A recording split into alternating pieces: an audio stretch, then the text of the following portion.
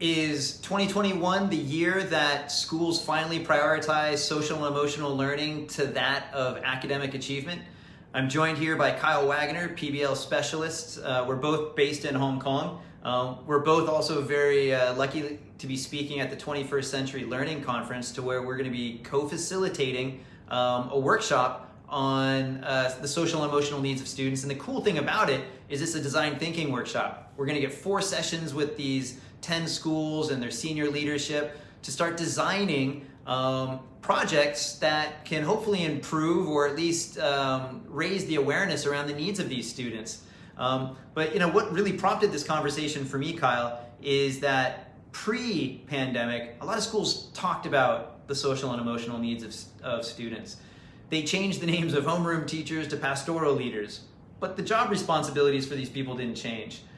Schools are really comfortable with the terminology, but I didn't really see them living it because academic achievement was so highly prioritized. Moving into the pandemic, a lot of resources have been actually made available for these students, but there's still, the major concern of parents and leadership still seem to be revolving around how we're going to catch students up with the learning they're missing, which has me worried. Post-pandemic, social and emotional learning is just going to, fall to the bottom again. What are you hearing and seeing, and any concerns you have, or are you optimistic? Yeah, I think it's very tough because you have parents on one hand who are demanding academic achievement and they're demanding results and they want to see those results. And you have schools who are handcuffed to that. So social and emotional learning usually goes to the bottom of the barrel. And like you mentioned, we pay lip service to it, but when it comes to actually supporting students' social and emotional needs, it's very tough for us to do. But I think we are in a unified front, to be honest. Just talking with parents, you being a parent yourself and seeing your children learning online at home. A lot of these needs are popping up, and there's one person or 2 people with these students all day long. They're having to determine a little bit of their own schedules. They're having to self-manage their time, and they have all these different needs coming from teachers who can't see them face to face now. And so it creates this whole level of anxiety of, well, they're not caught up. And from the teacher's standpoint, they're saying, how do I make sure that all my kids are caught up? From the kids' standpoint, they're saying, I have all these assignments and I have no one to talk to or connect to on it. So you see, yes, the social and emotional needs, I think, are rising to the surface even more during this remote period. They're not necessarily going to go away, but we definitely have to address those. And you're seeing that at this conference. So, what have you seen in terms of schools and school leadership during this time in relationship to putting that in the forefront? So now school leadership have had to revisit their budgets, and they're having to really try to prioritize spending on social and emotional learning resources. So these resources could be consultants. These resources could be online courses that help teachers understand how they can better connect with students. Because I think, especially the schools that we work with, teachers take for granted that when that teacher is in the students in the room, they have the full attention of that student. They don't really know what that student's going home to. But the reality is, and what we've learned during the pandemic, even within our international schools, these kids are going home to parents that can be very unresponsive. And these are very affluent families, children raised by their helpers that can't help them with the online learning. Now, that does sound very negative, but I've also seen parents having to get much more involved now when the student was in face-to-face learning. They just assumed everything was fine. So I like to think that leadership have been forced to speak more with parents, to push parents more, educate parents more, because they're reacting to all the complaints from parents. So they're having to engage with parents more, which is great. And so you see a lot more of these resources being devoted to communications and building awareness and education. But again, my concern is, all right, we're being forced to do it now. When we go back to face-to-face learning and everybody gets their vaccine shots, are we going to continue communicating in this way? But that's from that leadership perspective. You work with a lot of these teachers in the classroom, and one of the things that I've really appreciated following you on Facebook and in your newsletters is that you're giving out weekly advice and cases and project-based learning examples of how teachers can better engage with their students, get to know them better, get them to work better with each other, to support each other. Do you see this as a trend continuing? And if so, how can schools make sure it continues when we go back to face-to-face? Yeah, so I definitely see the trend increasing. I mean, I can give a couple case studies. Before I give the case study, one example is just how many people are showing up to these conferences looking for techniques with social emotional learning. I mean, if you do a Google search and you talk about social emotional learning and you compare it to these other things like initiatives we've done in the past of STEM, and of course, STEM is very important. Science, technology, engineering, and math. However, now you can't do STEM, you can't do these other things if kids aren't getting their needs met. And so just the sheer amount of people who are talking about social emotional learning has gone up. So it's definitely taken a trend. And one case study example I can give is there's a teacher I was working with, and she had a mandated online curriculum. We've got to plug through this. The kids are falling behind. There's that anxiety. The kids were checked out. They were tuned out and just feeling more anxious. So she scrapped it and decided to have the kids working in teams and working in groups in designing Christmas gifts for loved ones. And they started interacting, and some of that interaction was done hybrid, so they had to be safe distance, of course. And then it transferred online to where they're able to figure out who they were going to design for and talk. So they're building those connections, and that connection in and of itself, it wasn't the project so much, it was the opportunity to build those connections. They were getting their social emotional needs met. So I think schools now are having to look very creatively. It's not a canned program. It's not something you just change people's names to pastoral care from homeroom teacher.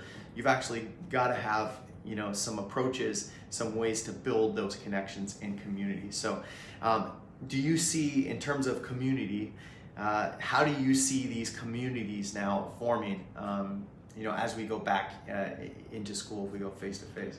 Well, if schools really take time to sit down and begin to reflect on all the lessons being learned and start to really, there's actually quite a few schools within Acamas that I work with in China that actually sat down at the beginning of the year and said, hey, what worked last spring?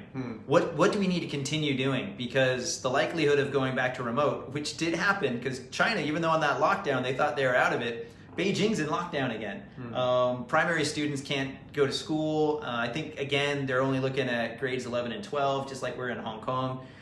So it's a good thing. They took stock. Hey, what worked? Because they ended up having to go back to it. They got to do it again.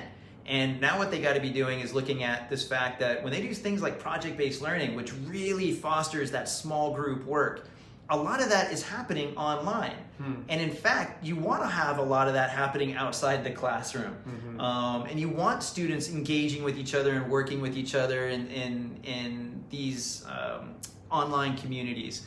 You want to make those communities visible as well for the parents, for other educators within the school, because then you can really scale the learnings from what these students are doing. So community-wise, what I hope is that we go from the classroom and really begin to involve more of the community.